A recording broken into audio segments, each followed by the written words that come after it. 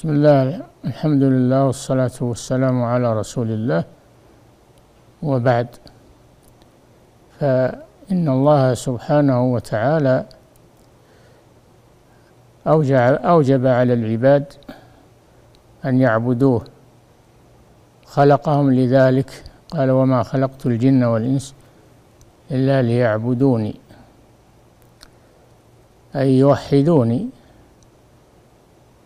وهذا حقه على عباده سبحانه وتعالى، أن يعبدوه ولا يشركوا به شيئا، بهذا الشرط، لأن هناك وهم كثير من يعبدون الله ويعبدون معه غيره، فيشركون بالله عز وجل. وأغلب العرب كانوا على هذا، أنهم كانوا يعبدون الله لكنهم يشركون مع الله آلهة أخرى.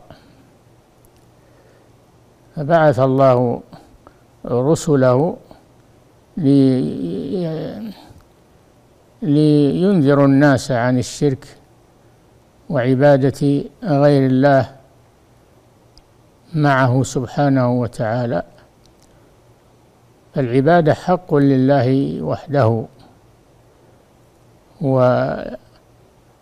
وعبادة غيره عبادة باطلة بغير حق،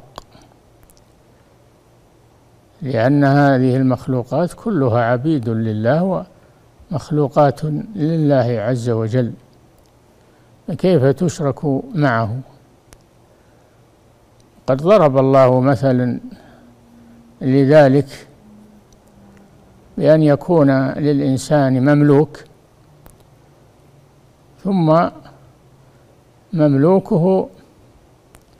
المملوك يشارك سيده في ملكه. ضرب لكم مثلا من أنفسكم، هل لكم مما ملكت أيمانكم من شركاء فيما رزقناكم فأنتم فيه سواء تخافونهم كخيفتكم أنفسكم. إذا كانوا لا يرضون أن يشاركهم مماليكهم، فكيف يرضون لله أن يشاركه عبيده الذين هم مخلوقون له وهم محتاجون إليه سبحانه وتعالى، وهو الغني الحميد.